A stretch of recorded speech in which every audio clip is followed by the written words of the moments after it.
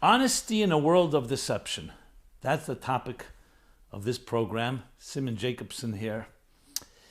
The program is dedicated by Judith Kirk in honor of the birthday of her husband, daughter, and granddaughter, and in loving memory of Yachaliba Bas Shmuel, Beinish Getzel ben David Eliyahu, Kalman Mordechai ben David Eliyahu, Miriam Leah Bas Yisrael Nissen Sofer, and David Eliyahu ben Avram Yitzchak. Thank you. May the teachings and all that learned from, inspired by this program, serve all these people well and stand in their merit. So, this topic, honesty in a world of deception, is not an easy topic to speak about. The reason being is because, let's put it in more blunt terms. If you were asked this question, do you see yourself as an honest person? So most people who may even not be that honest, it's difficult for them to just say, I'm a dishonest person. I mean, some cynics and skeptics may say it, but it's not usually the line that you'd like to hear or you hear people acknowledge. We're not talking about white lies once in a while. The question is, how dishonest are we? How much do we deceive? How much duplicity is there in our lives? What will we do to get something? Will we lie to get it? Will we deceive someone? Will we be deceptive? And if you go to evolutionary biologists, they will explain that it's very much part of nature, survival of the fittest, that nature has built in all kinds of deception. And not just in the human species, in the animal kingdom. Look how different predators hunt. They use deception to deceive the prey. Parasites, other forms of bacteria, sometimes camouflage themselves, change their shape, their color, hide, conceal, that they shouldn't be noticed in order for them to survive. So you can make the argument that it's very much part of the very nature of human beings. To survive, you need to do whatever it takes, and sometimes it will include deception. And yet, there's something about the word being dishonest, being a liar, being duplicitous, that rubs us the wrong way. Why don't we just see it as a part of survival? Because we all know that not all of it is for survival. And even when it is for survival, maybe we could have survived in other ways.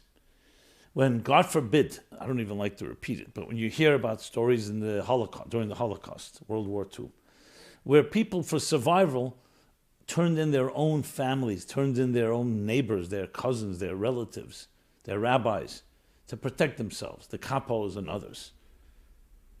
Well, it's like Churchill said, that appeasement is feeding the crocodiles in the hope that you will be eaten last. But they thought they wouldn't be eaten. So they became unethical, worse than unethical. I wouldn't even call that dishonest, but it's definitely in the behavior that we don't see as being very admirable or noble to turn someone else in. Someone else should be killed. They thought you should not be killed. Why not? Because there's something about survival of the fittest that in its naked, raw self rubs us the wrong way, does not resonate. And I've always thought about it. Even though it seems like such an eloquent theory, at the end of the day, it turns us into at times, it can turn us into something that we don't want to even be. Okay, I know the cynics will say, well, that's part of human beings' mutation, that we have taken it too far. Had we just remained a little simpler in our complex minds, instead of having complex minds, we would have just accepted like all other creatures. We became too smart for ourselves, so we become what we call noble. Some people call nobility as a form of a mutation, a distorted view of evolution. Others say that too is part of survival. But yet, when we bring up our children, when we talk to each other, when there's love, would very many people, would anyone that you know say that in the name of that it's consistent with love for me to lie to the person I love because it's good for me? And if I can get away with it without being caught, that's perfectly fine. I think many will have a problem with it. I'm not saying people don't do it, but I don't know if anyone will say initially that's the approach to take. When you love people, you are part of that as being duplicitous. Now, parents may say, look, I can't tell my children everything. Some things we have to not say. Sometimes we lie. So where does deception that's legitimate, let's put it that way, end? And where does deception that's not appropriate begin? Or to put it in other terms, is honesty even a virtue then? With that approach, why is honesty even a virtue? What's the point of being honest? Now I know you could say I'm taking it to the extreme. It's one thing that sometimes you need to be deceptive, sometimes you need to be camouflage, sometimes you package things. But to say that we should just become dishonest human beings, period, I don't think anybody thinks that way. So this is all part of the topic that we're going to unfold. Try to understand. Of course, it's about understanding ourselves in a deeper way, how we function, how we work, and how we best function and work. So just to make the plot thicken a bit, let's talk about a seemingly innocuous, not even innocuous, some people wouldn't even call this any form of deception. But if you think about it, conceptually, you can definitely make a case that this is not complete seamlessness. When we teach our children and we educate our students, we very often, or always, rely on and depend on metaphors. You can't understand the idea, the child or the beginner cannot understand the idea as is, so we package it in explanations, in a metaphor, in a story, in an anecdote, in a joke, in an example. Is that deceptive? You can argue. Why don't you just tell the topic as it is? Why do you have to dress it up, package it? The answer, of course, is because they wouldn't understand it without it. But does that justify that sometimes, for example, we'll tell a child, you behave, we'll take you to the toy store, we'll buy you a gift. Why don't you just tell the child good behavior is an end in itself? Because the child doesn't yet understand that necessarily. So is it in any subtle way a distortion by saying, I'll incentivize you? Or deterrence in order to discipline or to educate someone? They'll grow older and they'll discover I was told things that are not necessarily, that was the objective was not the game or the toy or the metaphor, it was really the subject matter itself. Truth should be accepted as truth. Why do we have to package it?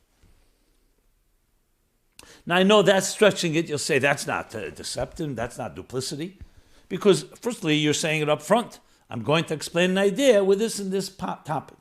But sometimes we need to camouflage it, not in a negative way with negative intentions to hide something or to deceive someone, because it's the only way that it could be understood properly.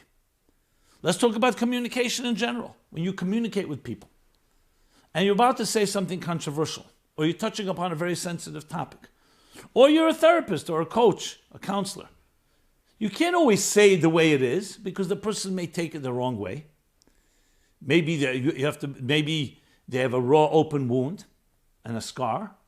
So you have to package it. You have to be more subtle, more sensitive, more empathetic. That's not called in any way deceptive. Why not? Because it's part of the process that when you communicate, it has to be done in an effective way. Effective way means saying it in a way that the recipient can hear it. But you see how it broadens the topic that we live in a world where what you see and what you get is not always the same. And sometimes it's hard, it's a blurred line, difficult to identify where deception becomes something inappropriate. But above all, the question is how to be honest in a deceptive world. Can you be? When you live among people where deception is so common and people are doing it to you, can you maintain the integrity of your own integrity and your own honesty in that type of world? Or do you need to separate yourself? Some form of ascetic lifestyle, because the world is, as the Hasidic masters call the Alma de Shikra, a world that lies. That doesn't mean everyone's lying all the time. It means that a world that you can lie. There's the concept of smiling to someone and then stabbing them in the back, God forbid. You say one thing, you mean another. Sometimes in a very overt, manipulative way. Sometimes in a more subtle way. Sometimes your intentions may even be good. So it's a broad spectrum, this topic. So I gave somewhat of the evolutionary version, theory on the topic, which is that it's part of survival. Survival sometimes means there's limited resources. You want something from another. They may not give it to you directly, or they may be in danger because you need to consume them for your own sustenance. So there requires some form of deception. some form of stealth, some form of camouflage to get what you want. But let's take it further, and we're going to, of course, give it a mystical, call it a psycho-spiritual perspective on the entire topic. The mystics ask a very fundamental question. In a world of total seamlessness, in a world of total unity, because that's their axiom, that's their given assumption, that in the words of the great Arizal, Rabbi Isaac Luria, the great Kabbalist of the 16th century, that in the beginning meaning conceptually, before existence as we know it came into being, there was a divine consciousness, as he puts it. We call it Or Ein Sof, an infinite divine light. It's just a metaphor, light meaning an energy, a consciousness, a state that filled the expanse of everything that would ever be. Remember, there's no time and space yet, so it's conceptual. And there's no room for any other identity. There's only one seamless unity. The divine reality. But that divine reality desired and wished to have another. To do so, as long as that seamless, unified consciousness is present, there's no room for another. For to have an independent consciousness, there had to be some form of concealment. Now, obviously, God can do whatever he wishes. We're talking about the way God created existence with a logic. So the logic is similar to a brilliant teacher. To teach a student, a beginner student, cannot be fully present if he allows his or her brilliance to just shine forth. It would be overwhelming and completely annihilate any other entity. Especially when you're dealing with something so infinite and beyond infinite compared to a finite consciousness. So what does the teacher need to do? The teacher needs to conceal, needs to hide some of his or her brilliance and slowly spoon feed in a very narrow stream of consciousness and information to the other. That's the way the Kabbalists, the mystics, explain existence, the possibility of existence in the face of a deeper, transcendent, higher reality. There's a concealment. Now that concealment right there is the birth of all concealments that would ultimately evolve in the capacity and the possibility to actually create deception and worse, duplicity, to the point of even destructive forms of it. It all began with a very good intention. An analogy of the Maggid of Mezrich to explain it would be a parent wanting to elicit the ingenuity of his or her child, conceals himself or herself in a hiding place and wants the child to figure out where that parent is hiding. But the parent is quite adept at concealment. The child begins to search. The concealment is so well done that the child gives up. And there lies the birth of all problems. Because the whole purpose of the concealment and the tzimtzum, the concealment, the hidden state, was in order to elicit ingenuity and bring out revelation. But if we forget that we don't see it through, how sad is that? The parent remains in a hiding place, the child gives up, and there's a disconnect. It's a way of explaining existential loneliness, a way of explaining existential separation. That concept of separation, whether it's from a child separating from a mother, or from the womb, that separation that so that will define all our searches in life to reconnect. We look for connection. We look for connection in a disconnected world. We look for love in a world where love may be a rare commodity, a difficult commodity to access. We look for truth in a world that is not always so truthful. We look for trust in an untrusting world, and we look for honesty and integrity in a deceptive world. What are we looking for? Seamlessness. So in essence, based on this principle, deception itself, even with good reasons for, let's say, as I said in nature, it's part of the balance of nature. But the mere fact that you cannot get it directly, that someone may misunderstand, or someone will not give you what you want, including their own body, the prey, to a predator in that context, or the parasite off its host, the host won't give it to you, so you need to deceive it. To the point, as we know, there are even creatures, bizarre situations where creatures actually enter into the neural system of an insect and take over because they want to feed off of it. So all those methods, even though they are part of the balance of nature, once there's nature, and makes sense, but the mere fact that something is not seamless is because of a schism that took place for good reason, to create independent reality. But the intention was never that that independent reality should turn into duplicity, should turn into harming one another. The issue of predators and prey, I'll just mention it because it deserves to be discussed. Actually, from a biblical and from a mystical point of view, it's the nature of existence today. The Bible says, the Torah says, that in the day of the future, in the Messianic age, in the utopian age, the predator will cease to be a predator. The wolf will lie with the lamb. The aggressive animals will no longer be aggressive. They will rest. They will be at peace. Because they'll be able to have their sustenance without having to consume another entity. And therefore not needing to resort to duplicity as well. So though there is a benefit to it in the world in which we exist, and you can even say it's a matter of survival, but the fundamental concept for anyone that's a sensitive person, that something has to lie, something has to be deceived. Let's say, not say an outright lie, to conceal your intentions in order to get what you want, has at its core something missing. And it's because of the independence of our consciousness. So yes, the purpose of it is a very healthy one, to create an independent consciousness, for us to go seek out the truth. If we didn't have that, there would be no one to seek, there'd be no two realities, there'd be one consciousness, divine consciousness, and there's no purpose to that. So the purpose of existence, that there be an independent entity, behooves. Inherent to that purpose lies the possibility for there to be duality. And once there's duality, that possibility for deception and duplicity and the domino effect of where that can go. So in essence, the entire purpose was God concealed himself, the divine concealed itself, not to be deceptive, but to give us space, to create space. When you love someone, you give them space. But sometimes they don't seek you out, they disappear, they leave, they wander, they desert you. And then what happens? So the space you've given them has turned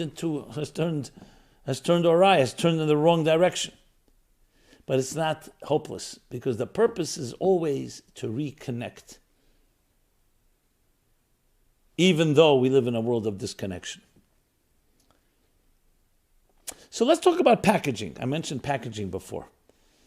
Now, packaging is something, as I said, is a very normal thing. You have to package your description. I'm packaging right now what I'm saying to you in a way that hopefully you can understand better. When does packaging become a problem? When the package is deceptive. The package misleads you. The non-truth in advertising. You're selling me something, you're selling someone something, and then they find out it's not what they wanted. But you got them. A hook. It can be, maybe you didn't break the law, but it's at the edge of the law. You found a loophole. Sometimes you break the law. But remember, we're not talking about man-made laws. We're talking about the human exchange, the human interaction, the human give and take that we have. So it's not always easy to determine where marketing has become manipulative and where it's really just presenting to you a product in a way that you can understand it easily and know its value to you. I would challenge anyone to say they know exactly where the line is, where marketing goes a little more and it's manipulating you and it's directing and guiding. Because remember, at the end of the day, someone wants to sell you something. So it's not just purely intention was to do good for you. They want to do good for themselves. So right there, when you have another agenda, you have to wonder. But let's for a moment say there is no self-interest. Let's say it's a healthy parent or a healthy educator or someone who has something really valuable to offer. Yes, they need to package it. So clearly intention comes now into play. Intention comes into play. But why is all this so relevant to us? It's not just to discuss different forms of what is considered duplicity, what's considered ethical, what's considered unethical. It's also really meant to address a much more important topic, and that is, who are we in this world? Many people will say, I was an honest man, I was an honest woman, I was an honest child. And then to survive, I realized people lied to me. People were deceptive. I realized for me to really succeed, I can't always tell people what my thoughts are. And sometimes I have to tell them the opposite to get the edge. This is called, see that, the art of deception in times of war, for instance. Churchill famously said that in time of war, the truth is so precious, you have to surround it with an enemy of lies, misinformation. That's why intelligence is so important. Because sometimes you're looking where the enemy's strength is, so they'll see where they reinforce. It's only deception. It's only a decoy to make you think that's where their strength is. If the truth is so precious, you have to surround it with an army of lies. So that's one justification. We don't live in an honest world. I need to survive. I need to fight my battles. I need to win. I have no choice. I'm looking for the truth, but I need to surround it with lies. That's another quote. Picasso, the great artist Picasso, said, art is the greatest lie that reveals a deeper truth. Because there's no such thing as actual art is just a reproduction of something. It's not real in its own sense, but it reveals a deeper truth. But sometimes the art or the picture becomes more important than the original. Classic joke where the mother has a newborn child, she's wheeling the child in a carriage, someone comes over and says, "Oh, what a beautiful little girl." And the mother says, "That's nothing. You should see the picture."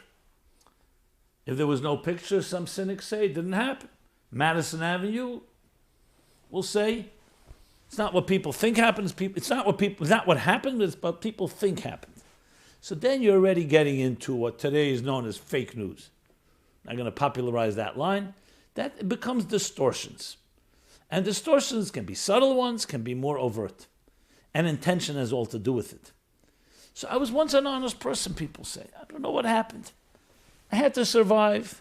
I was in a climate and environment where I saw all types of behavior, and I learned from it. I learned from others how to lie, half-truths, quarter-truths, white lies, black lies. That's the way it is. And some people will sigh and say, yes, it was a much more naive and simpler life.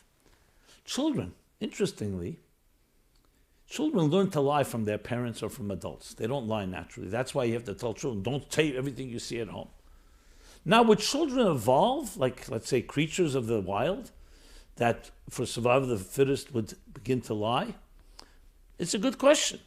I always wondered that perhaps they wouldn't.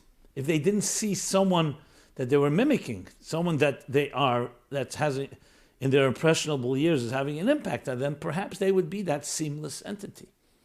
But let's, for argument's sake, that everybody, because of the tzimtzum, God's first so-called deception, for very positive reasons, has evolved that there is in reality a duality. Because we need two entities. The purpose of existence requires a relationship, requires two entities that are independent of each other. And one doesn't control the other. So it's possible they come together in beauty, but it's also possible they grow apart. So with all that background, you wonder, how can you really be honest in a deceptive world? You swim, when you want to be, if you're among the sharks, you got to swim with the sharks, you got to behave like a shark. And many will say, I behave that way at work. At home, I'm different. Well, that right there is a duality. How you are at home and how you are at work. But regardless, I don't know if there's a person on earth that has not compromised themselves in some way. That in some way had to somewhere compromise their integrity to be something they didn't really want to be. And then, of course, we justify it. And we go into denial until a point where we become completely comfortable. That's the way of the world. Or that's the way it is. And you almost are desensitized to the fact that there's duplicity, a duality.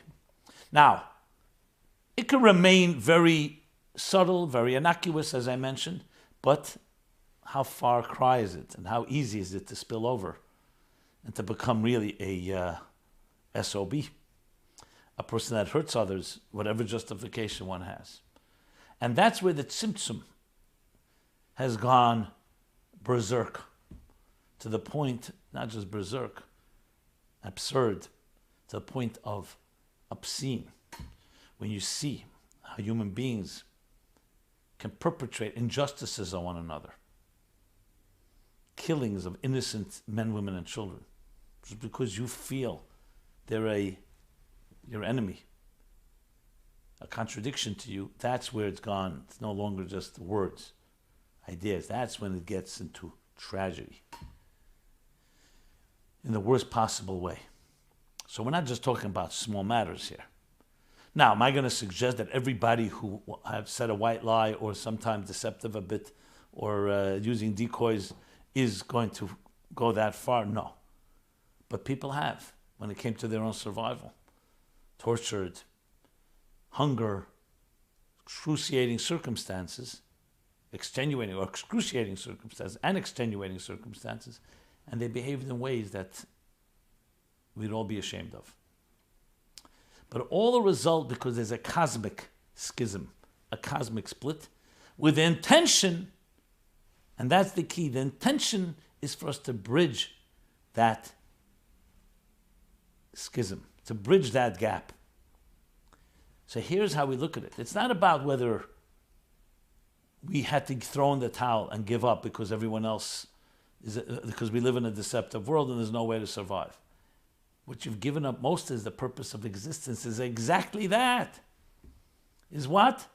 Is to enter a deceptive world, to enter a world of dissonance, to enter a world of duality, a world where there's often a very big gap and split between what is real and what people project as real. A true lie. That's the purpose of existence. To create the other and realize that in that deceptive world, I will discover and embrace and live with truth. So it's not just what I gave in the towel. That's okay, fine. You become a victim of circumstances. That's extremely powerful concept. That's what you were charged with. To live in a deceptive world that has all the forms of deception, some worse than others. And you know what? Maintain and create connection. Because when we do, that ripples through all of existence, all the way to that first tzimtzum. It's like a zipper effect. It connects. And that connection counters the split. Now, if you think about it, the split is not just about deception and lies. It's about all forms of dissonance. Are you true to yourself? Are you comfortable in your own skin? Who you are and what you do, is that consistent? Or your identity has become shaped and defined by what you do? I can go on and on.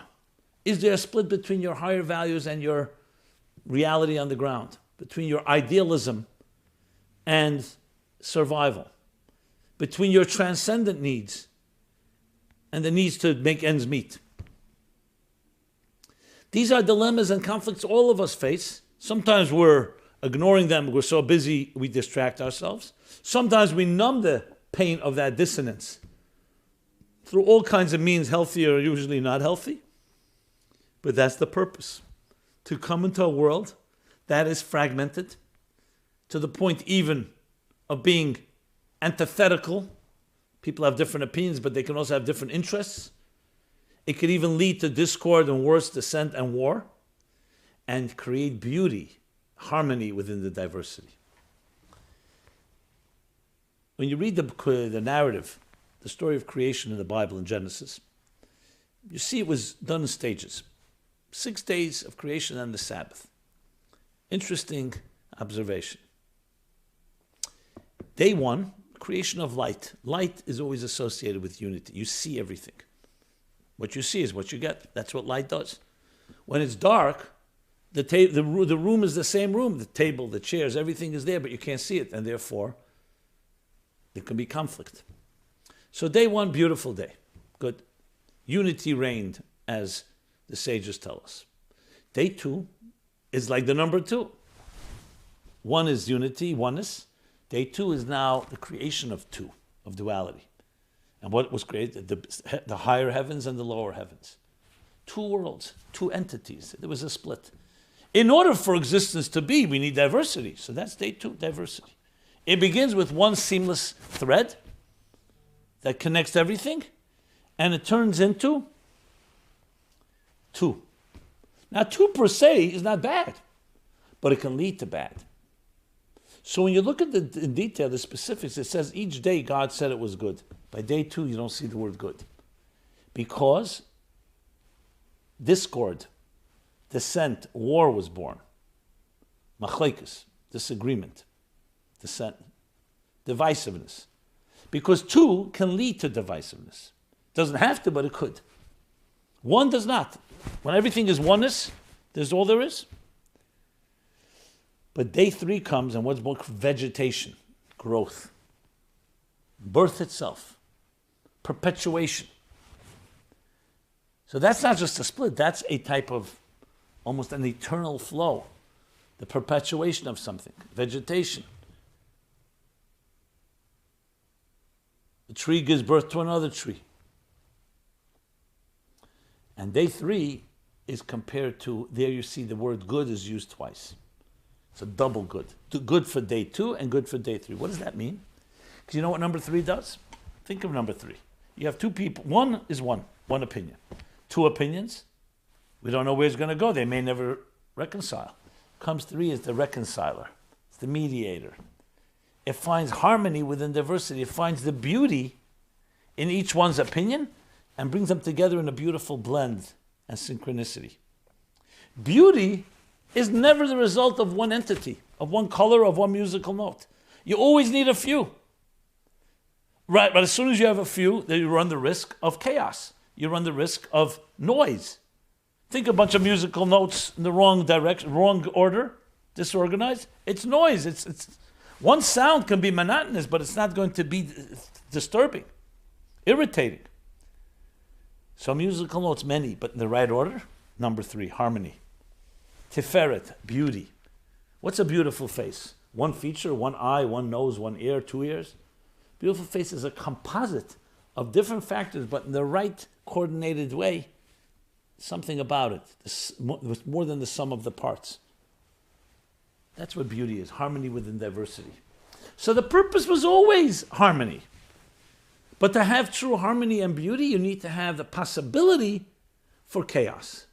You need the possibility of war to have true peace. You need the possibility of two entities, each their own.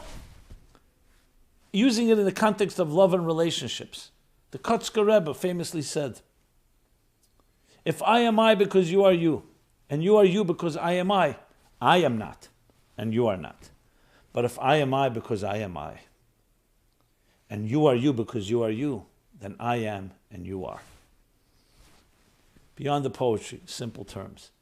If my identity is defined by juxtaposition and proximity to you, not generated from within myself, I am not really being. It's all about you. You're a moving target. I move along with you. And if your identity is defined by me, same thing. That can never be a healthy relationship, a complete relationship, a sustainable one. But if I am I because of I am I. Im eina nili mili. If I am not for myself, who will be for me? I have an identity that generates from my own. And you have an identity that generates from yourself. And we may be different. But once you have that security, we're not defined by the other, then we can come together. One entity, another entity. Harmony. God in his mysterious ways, and this is a discussion of its own, not for now, wanted a relationship. That seamless, divine, infinite light that I mentioned before leaves no room for anything else. There's no relationship. The purpose of it is to create an independent consciousness, which has the possibility to go a different direction, to stop seeking, to not realize that the parent is hiding and waiting for you to discover them. But it's to fight that darkness, fight that concealment, and discover there's really, the diversity is not meant everyone has their own agenda, which is the story of history. That the independent ego went off on its own and built its own community, and now we have nations and we have communities and we have different agendas. And we go to war, whether physical war or other types of war, because we don't agree with each other. When the whole purpose of diversity was to create beauty and harmony that can only be possible with diversity. To put it in the language of our discussion, a possibly dishonest, a possibly deceptive world. Deceptive meaning because there's that split between who you are and what you project. And you think you're competing with someone else, so you need to deceive. And in that deceptive world, beginning with the deception of God's symptom itself, you fight it. And you see it, your calling, your mission. You're charged to bring unity and seamlessness and truth and honesty and integrity in an otherwise potential fragmented, duplicitous world. That's the purpose of our being. So when you're in an environment and you see duplicity, instead of throwing in the towel and saying, the only way I can survive, see that as your challenge. That's why you were placed there. To be a force of light, to be a force of change. Why conform? Why become part of the problem when you could be part of the solution? Or even generate the solution, even initiate the solution. Lead the way. Is it difficult? Yes, it's difficult because you're going to be in the minority. And you may even be mocked and dismissed. But do it wisely. You know what? Package it. So in a world of deception, sometimes we have to deceive the world of deception into thinking it's good for them. But in truth, it's packaging honesty. Tremendous analogy. I always use it. I love this analogy from the Baal Shem Tov. He speaks about a great king, and he's aging, ailing, and realizes his day will come, wants his son to be the heir to the throne. One problem. His son grew up spoiled in a palace. Fine man. But he was spoiled. Everything he needed was always given to me. He had a minister for this, an assistant for that, whatever it is. The father was a wise king and said, I need my son to be sensitive. I don't just want to give him power. I don't just want to give him all the entire kingdom. I want him to be a sensitive leader. He thinks about it and says, there's only one way. If I keep him here in the palace, he's going to continue to have a sense of entitlement. He gets everything he wants. And even if he's a fine person, that sense of entitlement, that taking for granted, will not make him more sensitive. I will do something which is very painful. I will conceal myself. Yes, conceal. But this takes a different twist. I will send my son away from the palace to live in an obscure town in my empire where no one will recognize him. He will not have assistants, and he will not have stewards, and he won't have everyone beckoning to his call.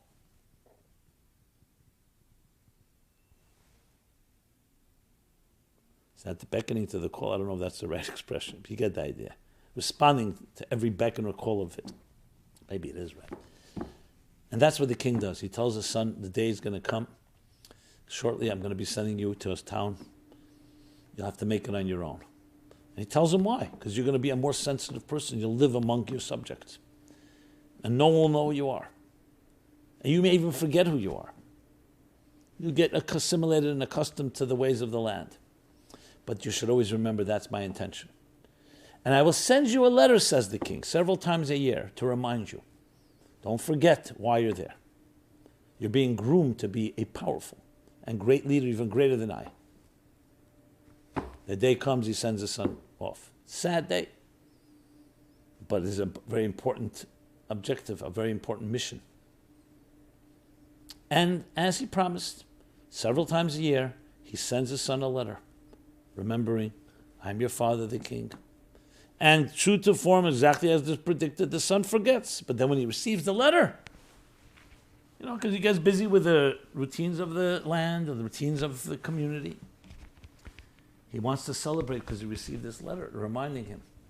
Problem is, who is he going to celebrate with? The people in the town will either be resentful if he tells them of the king, or they won't believe him. They may even harm him. He comes up with a great idea. Party time. He announces there's going to be a party on this and this day. Free drinks, free food, the works. Everybody's invited. So the whole town is celebrating a party. Why not? Free drinks, free cocktails. Meanwhile, while they're celebrating, he's celebrating with them, but in his mind, he knows why he's celebrating. Because he received a letter from his father, the king. What is the metaphor? What is the moral, rather? That's the metaphor. What is the moral? The moral is this.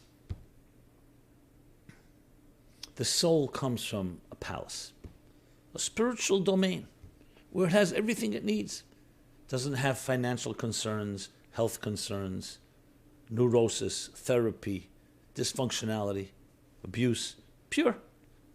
It's aware of its spiritual status.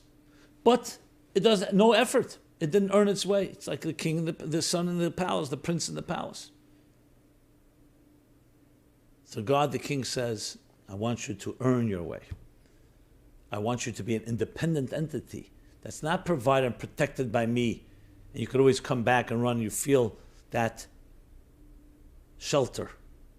Go to the hostile world, into a world where there is duplicity, where there's all kinds of challenges, where there's deception, where there's dishonesty, where there's worse than that, darkness.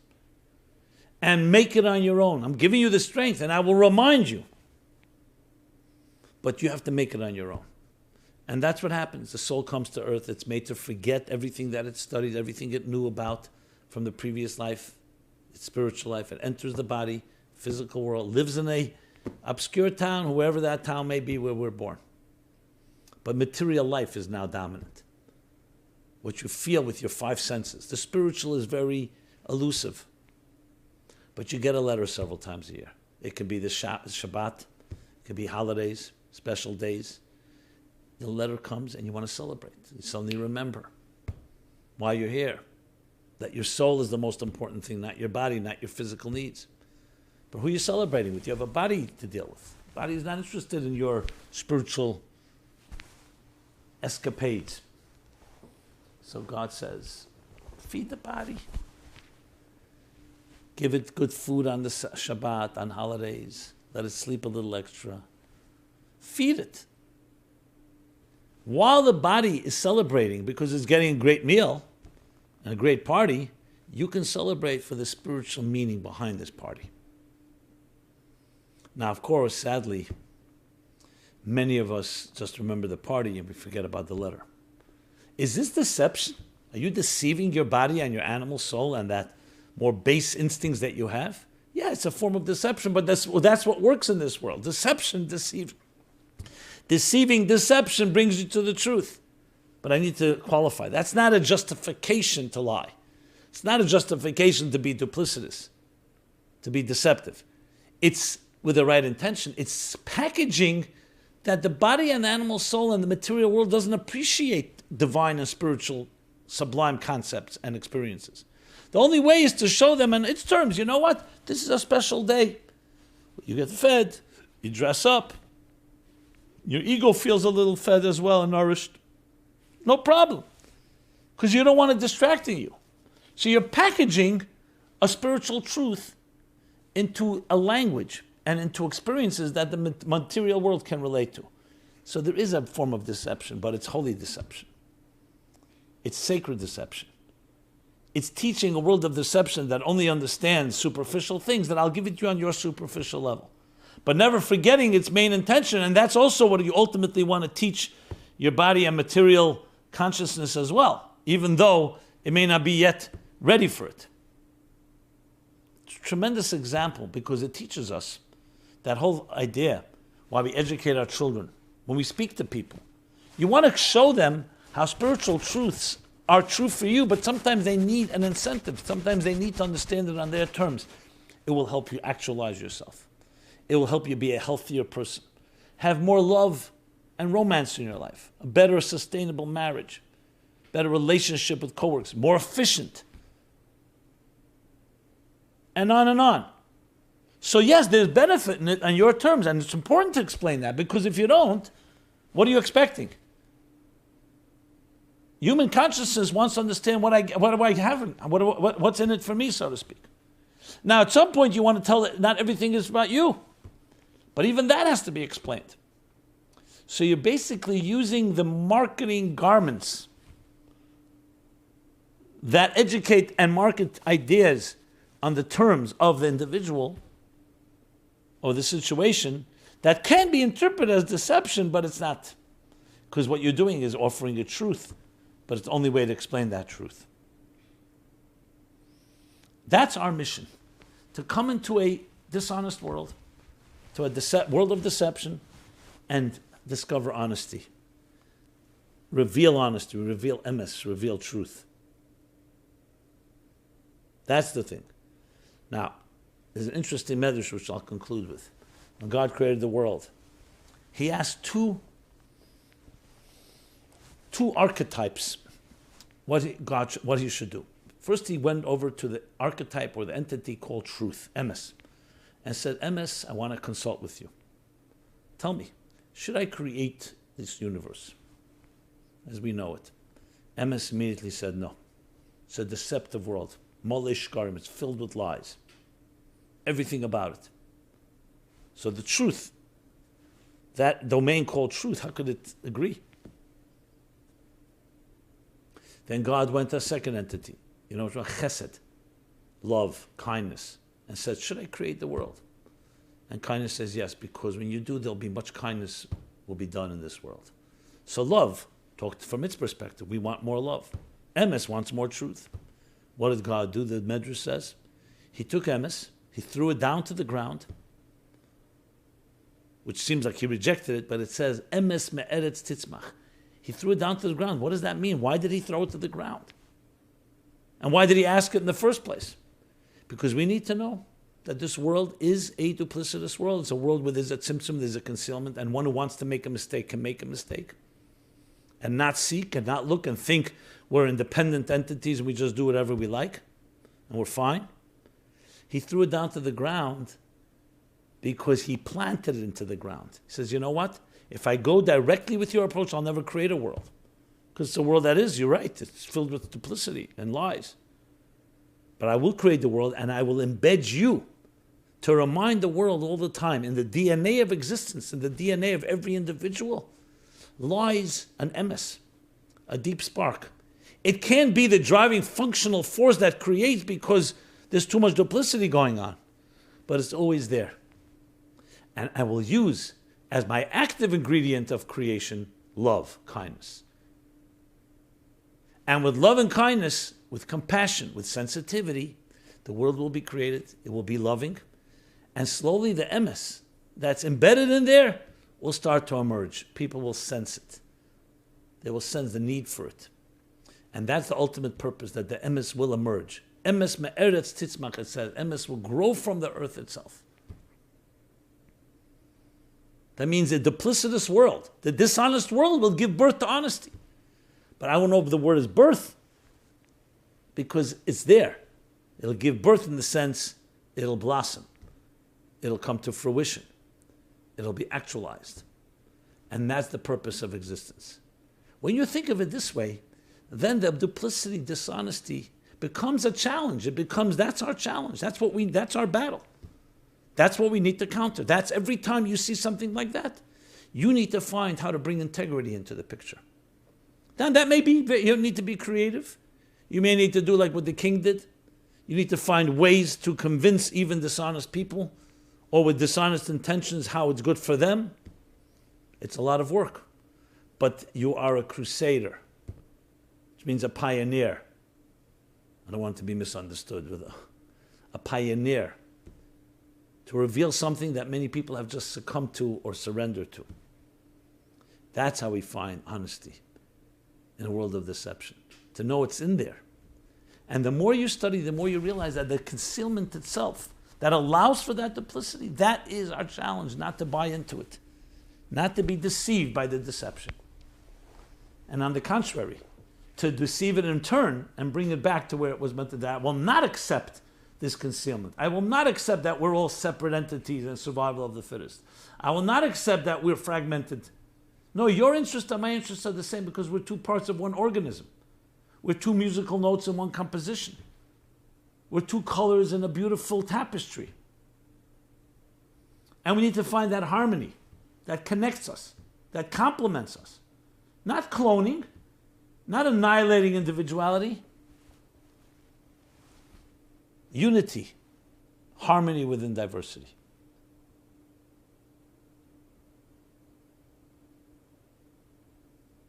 This program is brought to you by the Meaningful Life Center. Go to www.meaningfullife.com. Much more material on this topic and many others. We're here to serve like that bridge, to take a world that is such diverse and sometimes divisive, unfortunately, and reconnect, to bring out the harmony. Please join us in this effort. We're partners. And by the very definition, we have to be partners. It cannot just be on our terms or on your terms. Let us join together in one symbiosis and bring that harmony. Check us out, share, like, comment, feedback, critique. It's all part of the cross-pollination.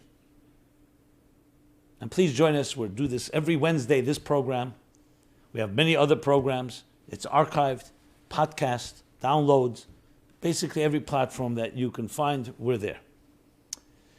And share, because at the end of the day, we can create a ripple effect and actually create a revolution of harmony, spiritual revolution in this material world, where we will come to a point that every piece and component feels absolutely indispensable and necessary, and at the same time feels how it needs all the other indispensable pieces. Thank you very much. This program is brought to you by the Meaningful Life Center. Please help us continue our programs. Make even a small contribution at meaningfullife.com/donate.